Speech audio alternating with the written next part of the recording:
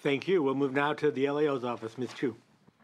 So going back to our handout, starting on page 8, this figure that has quite a bit on it, or I'm sorry, page, I think, 6 in your version. Sorry, my apologies. Yes, page 6. This fall, we reviewed a sample of 50 LCAPs across the state. It consisted of the 11 largest districts in the state, and then the other 39 were taken from a stratified random sample based on the size of the districts and their concentration of English learner, low-income, and foster youth students. Our aim was to evaluate the comprehensiveness of the LCAPs and determine if the LCAP process was a useful one for districts. Did it help them figure out how to improve outcomes for students? So we, in addition to reviewing these LCAPs, we also interviewed a number of county office and district staff as well. So this figure has a lot on it, and I'm happy to answer questions about it, but I'm just going to highlight our 3 major findings from our review. The first major finding that we have is that the statute really sets a very ambitious set of requirements, 8 state priorities across 24 metrics and 11 different subgroups. It really was asking a lot of districts to do, and that districts did not have a lot of experience in strategic planning, and at times it was very challenging for them to describe how they were going to address the needs of their students. That said, we repeatedly heard from districts and county offices that the LCAP process was a valuable one, that it allowed them to talk about how to match their needs with their resources and really prioritize their programmatic choices. The second major finding that we had is that statute emphasizes all state priority areas equally. As a result, districts are talking about all 8 state priority areas, even if they're already meeting or exceeding our state standards or what we think our state standards may be in those areas. As a result, there may be some unnecessary effort put into describing what they're doing there. The third major finding that we had is that it was difficult for us to determine how districts were increasing or improving services for English learner and low-income students. It was just hard for us to tease out from their descriptions whether or not they were meeting the regulations set out by the state board. So moving to page 9, based on our review, we believe that overall the LCAPs show promise as strategic plans, but that they could be more useful for districts if districts were allowed to focus on their key performance challenges. As a result, we recommend the legislature refine the LCAP requirements to emphasize clear strategic plans over comprehensive plans, allow districts to focus on the areas where they're in greatest need of improvement. The key caveat to our recommendation, however, being that districts be required to talk about any state priority areas that have been identified in their evaluation rubric. So if through the evaluation rubric process, districts are being found to be lacking in particular state priority areas, that those districts be required to talk about those, at minimum, talk about those state priority areas. We recommend allowing districts to focus on their key metrics, the key areas in which they need to improve. We recommend clarifying some of the metrics in order to monitor performance statewide. Areas like parental involvement and the implementation of state standards don't have clear, measurable metrics laid out in statute. In addition, we recommend requiring districts to indicate whether the actions they are taking are new or ongoing. This is important because it was difficult for us to discern, based on districts' descriptions, if a program was something they were just starting new with their new LCFF funding or was something they've been doing for 5 years. So it was hard to understand what new investments or what expanded investments districts were making. We also recommend that the legislature direct the California Department of Education to disseminate examples of model LCAPs. It was clear from our review that there were a number of districts that did not have a lot of experience or knowledge of how they were supposed to fill out this document, and as a result, their narratives were sometimes misplaced. And that would be helpful if they had some examples to point to understand what should go in where in the LCAP. Lastly, we recommend that the legislature monitor the quality of the information regarding English learner and low-income student information. It was the first year of LCAP implementation. We understand that there's a steep learning curve for districts in how to describe these services, but given that there was such an emphasis on improving and outcomes for those students and closing the achievement gap, that the legislature will want to keep an eye on ensuring that districts are articulating what they're doing for those students going forward. Thank you. Your last recommendation seems to track along with what a lot of advocates are most concerned about as to whether the money targeted for low-income and English language learners, whether those dollars are being spent for those purposes and whether they're being successfully used. And I'm sure we'll hear more as the years go on with this, and we're going to hear from local practitioners in our next panel. But can finance or any of the officers, Department of Education, what are you doing to be able to say more assuredly that these dollars are being used for the purpose intended? State Board? Sure, take a shot.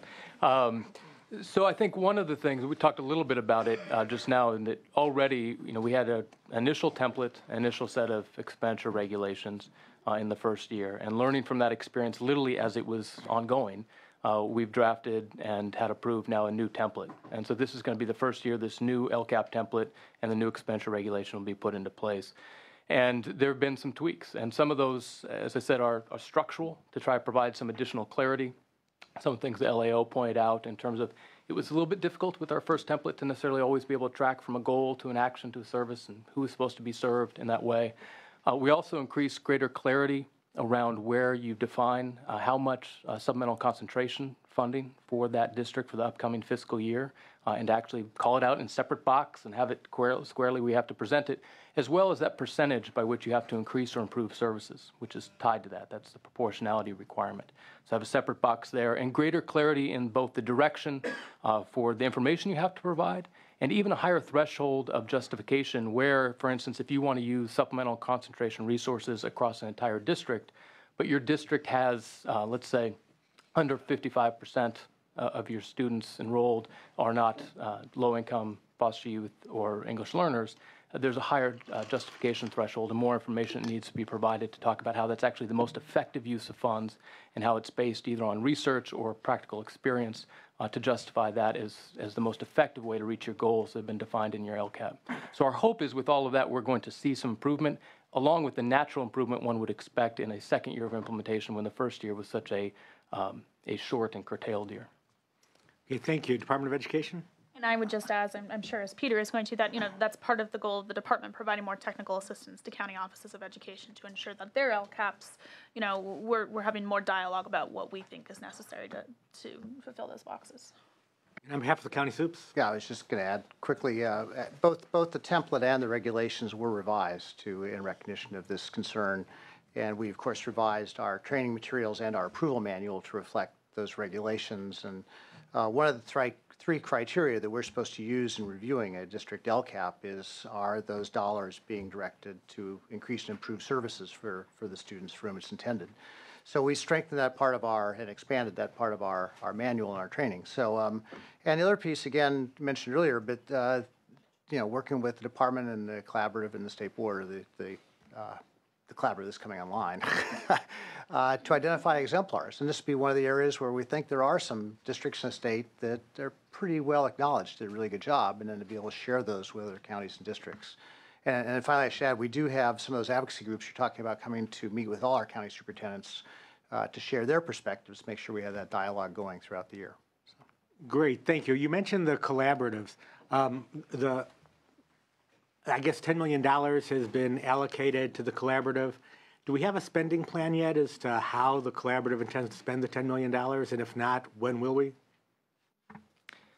So the collaborative, it's an independent entity, of course, and had its first meeting at the end of February. And at its first meeting, they adopted a general budget in which they talked about just some basic things like starting to staff up, starting to look for an executive director.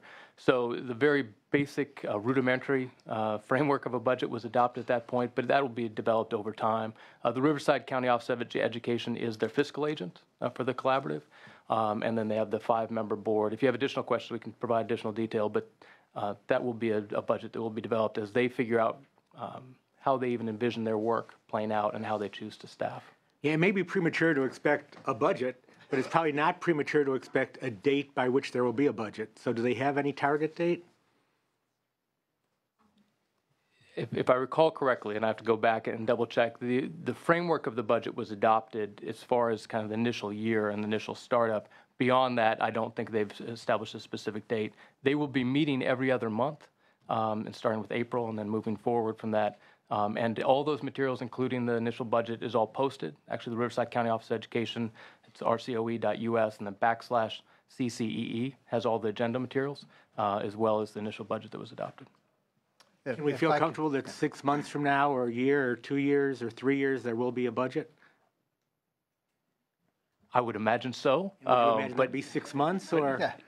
And honestly, and because none of us actually work for the collaborative, because it's an independent state entity, I hesitate to speak on their behalf, but I would say that, like you, I would share the expectation that we would see that. They haven't, at this point, even decided exactly how they have their staffing structure, and so I think that's part of the reason you see it obviously underdeveloped, is that initial meeting was literally just getting bylaws and those kinds of things set up. So I think it's a fair expectation that in the ordinary course of time, you'll see that budget developed. Yeah. Since I don't represent the state, I'll just jump in and say, yes, you can expect that. Thank you. The discussion at the first collaborative board meeting was this sort of dilemma of do you start building a budget before you hire an executive director, or do you have to get the executive director first so that those two are aligned? A number of the groups, including ours, are saying there are some things the collaborative can get started on right now to help districts and counties. So that would be a part of a budget, but not the full budget. So we would be very disappointed if there's not a budget available within 6 months. So Okay, well, let's we're use that very as a pleased it got marker. started, so thank you. Thank you. Department, want to add? No, I think Mr. Brooks covered it essentially. Okay. Mr. Allen. So. Thank you. Cinderella, any? Okay, with that, I want to thank and excuse this panel and invite up our panel of practitioners at the local level. Cindy Martin, Superintendent of San Diego Unified. Dr. Maria Armstrong, Superintendent of Woodland Joint Unified School District. And Dr. Al Maharis, Orange County Superintendent of Schools. And Oscar Cruz, Parent and CEO of Families in Schools. So, would those four folks come forward, please?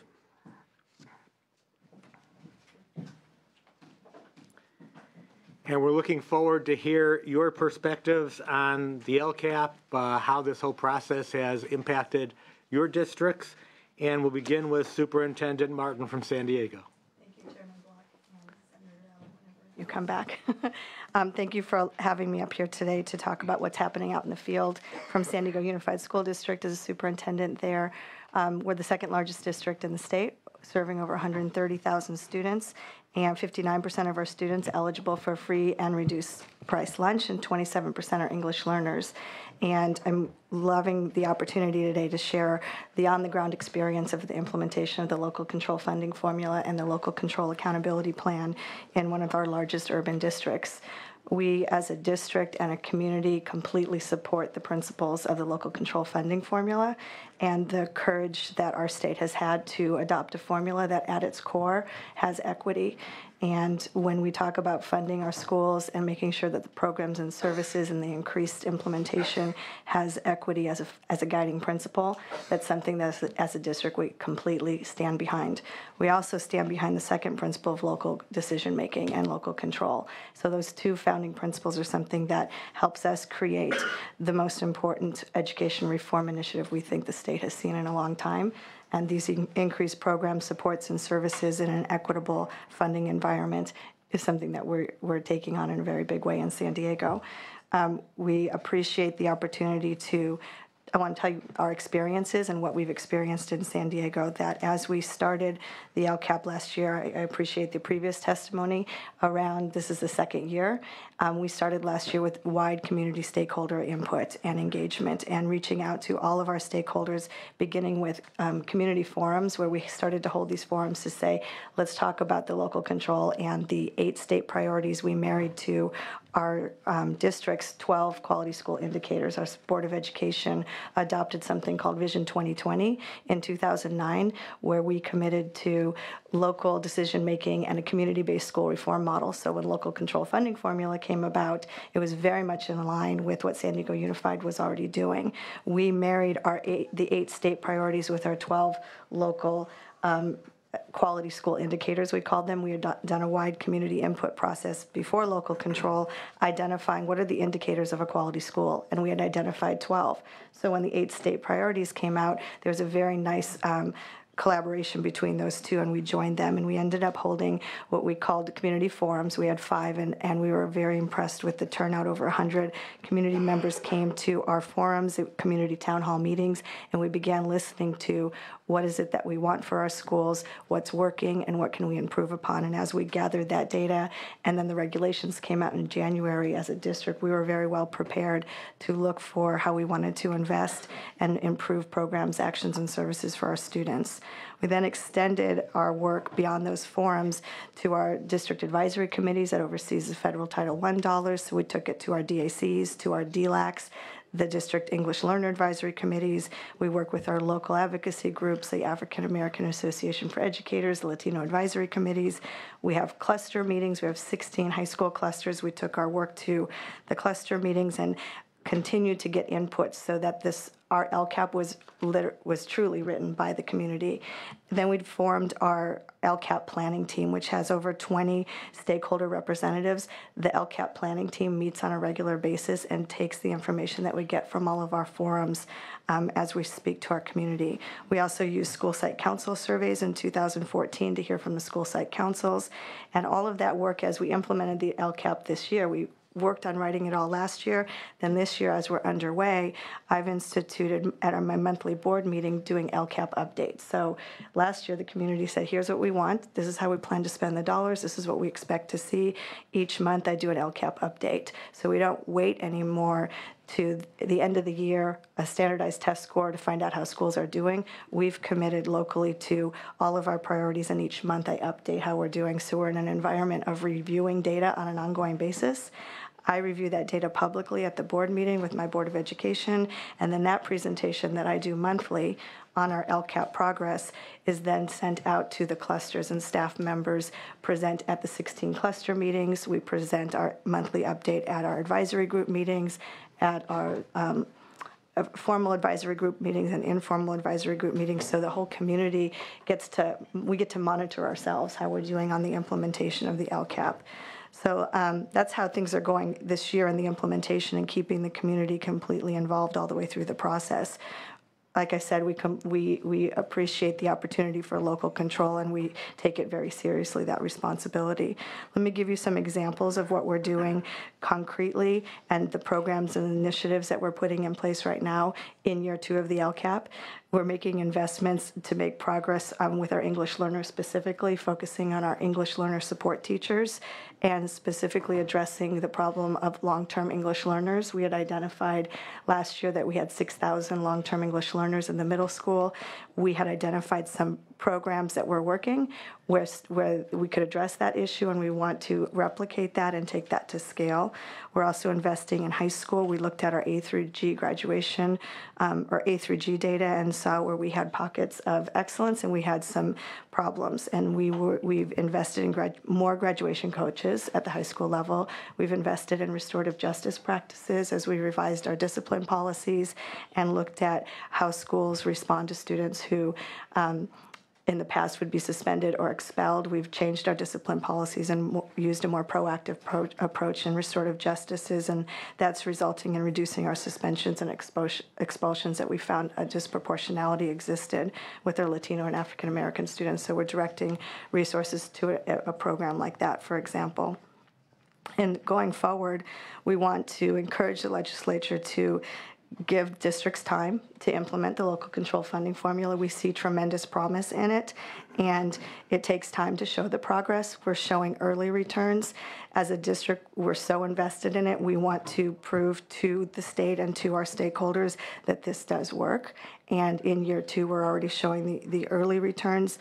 but there's more work to be done. In year 2 of a funding formula that will take expected to the year 2020 to be fully funded, we say that we don't wait for adequacy to deliver on equity. The promise of equity inside this formula is something we need to begin to deliver on right now. So we take the proportion of funding that we're getting now when we're delivering the equitable services, but we need time for the funding formula to be fully implemented.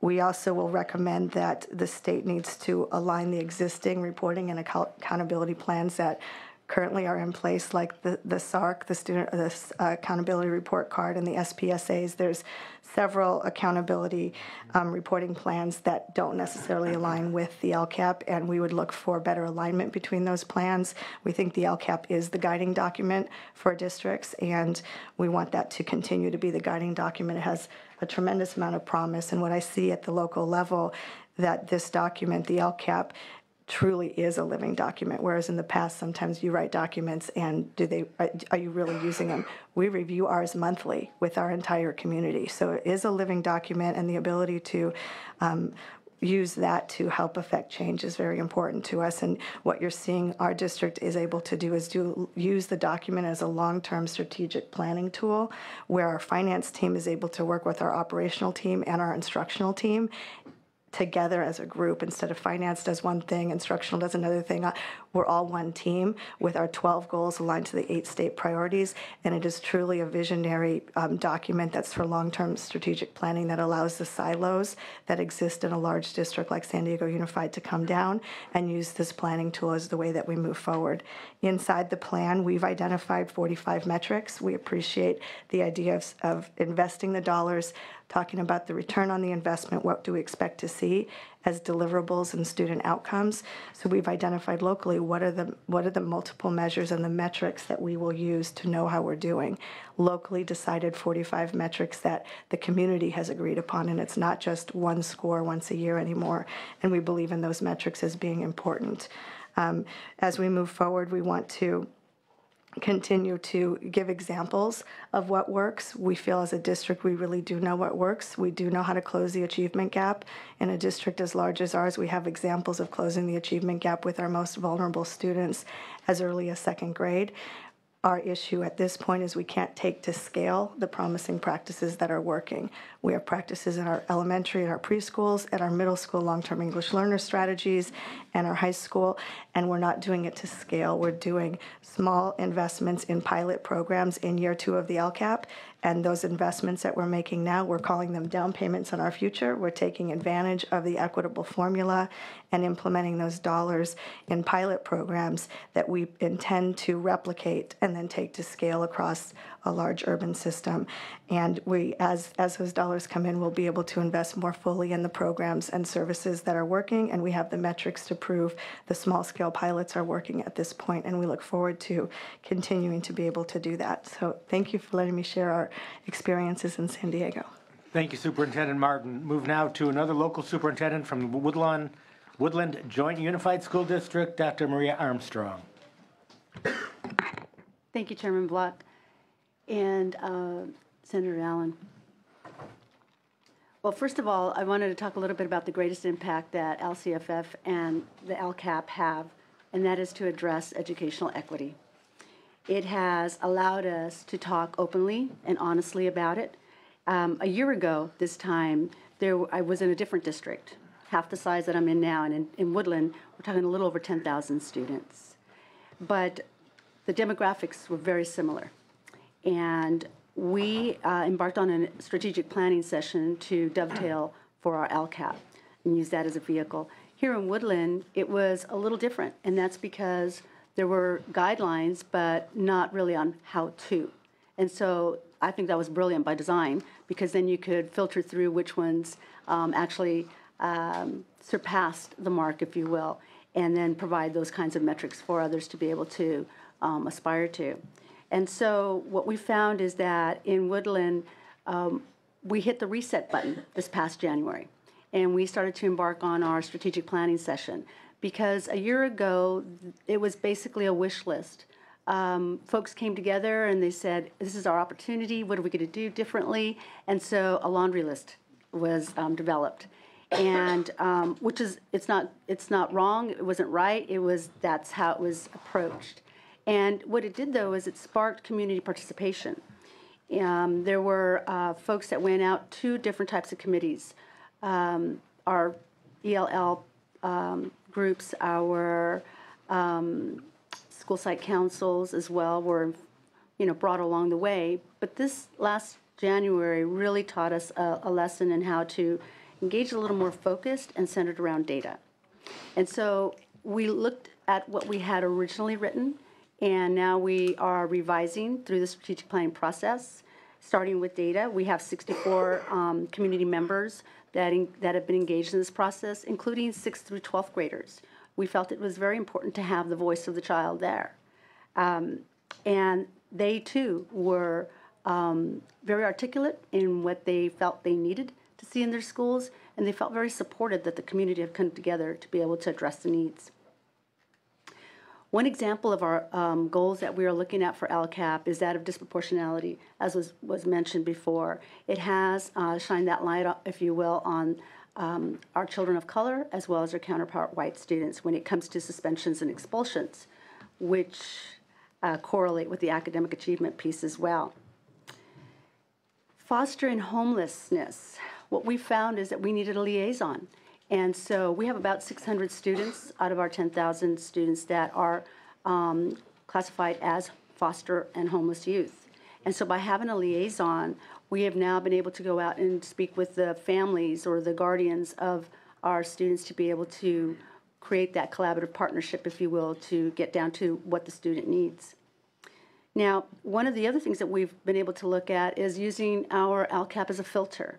Oftentimes, after a drought, if you get a drop of water, everybody wants to lick that little drop up. And so it can actually unintentionally drive people in many different directions. But having an LCAP has really served us well in having used it as a filter. And so that brought us to program evaluation.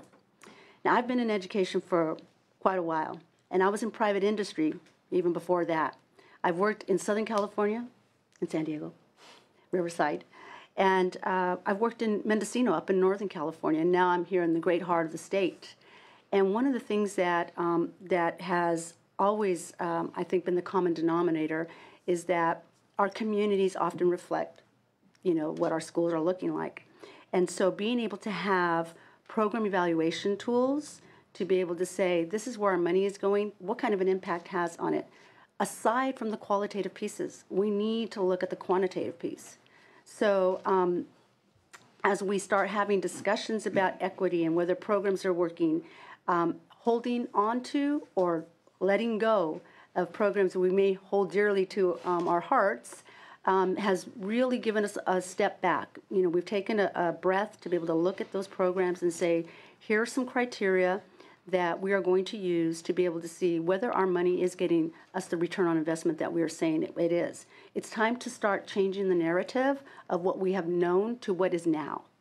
And so with that, we have been running parallel programs because the professional development that we have really designated a lot of funds to in LCAP, it's going to take time. We can provide a myriad of professional development for our teachers along with the Common Core and behavior interventions and whatnot. But we have to run parallel programs because it's going to take time for it to actually evolve into the classroom, but kids today need to be educated.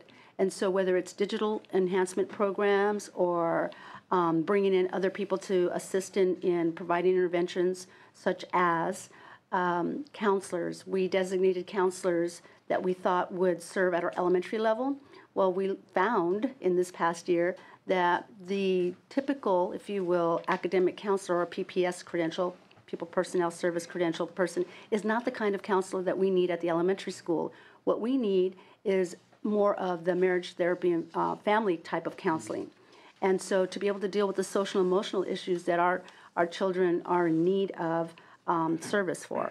And so with the local control accountability piece, we're able to work with our outside agencies to be able to provide the service that they need instead of just saying, here's another counselor, that'll fix the problem. It's a different kind of problem. So we appreciate that flexibility in being able to make those determinations.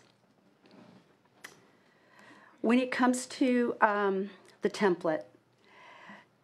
Tools are great because they do provide us a guideline, but I would be remiss if I didn't include the notion of we are at a crossroads, and for us to center a lot of time and energy right now in the box, filling in the box.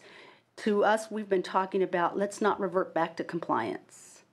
You know, it's great to have exemplars and whatnot, but really if we can invest in our community, our County Office of Education to be more holistic in being able to read what is it that we're trying to gauge, first of all, and maybe we couple just that written narrative or the data that's input, and maybe we, do something more systematic where it follows, and I'm not saying this is the way to go, but the idea of maybe WASC, where, yes, you have a narrative, yes, you have data that you presented, but then we're going to go out and we're going to visit, because that's really where the story begins and ends. And so we would just want to bring that forward as a thought, and not go back to the compliance mode of filling in the box. I think that's all I have to say. Okay, thank you, Superintendent Armstrong. We move now for the county office perspective.